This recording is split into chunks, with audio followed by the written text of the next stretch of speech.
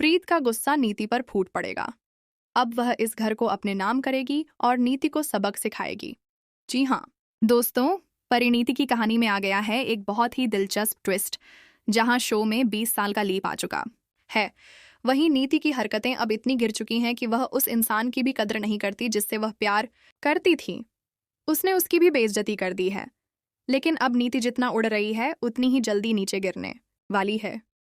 और यह सब कोई और नहीं बल्कि परी की बेटी प्रीत करने वाली है। जल्द ही परी को यह पता चलेगा कि उसकी बेटी प्रीत जिंदा है। दरअसल राजीव के साथ साथ परी भी जिंदा है।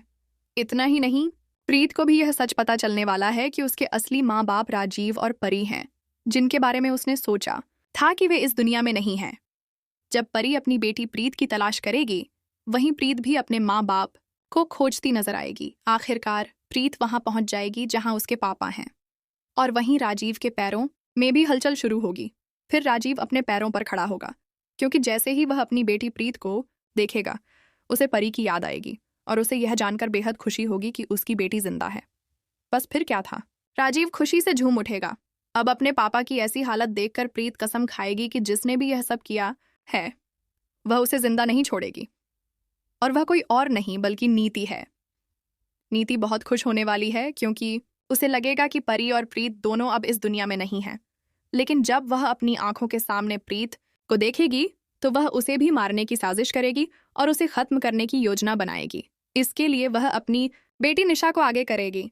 लेकिन चाहे वह निशा हो, नीति हो या कोई और, परी की बेटी प्रीत किसी से डरने वाली नहीं है। वह अच्छों के साथ अच्छा और बुरों के साथ बुरा करने में यकीन रखती है। इस बार प्रीत एक बहुत ही खतरनाक रूप में लौट कर आई है। अब आप बताइए, क्या आप इस धमाकेदार ट्विस्ट को देखने के लिए एक्साइटेड हैं?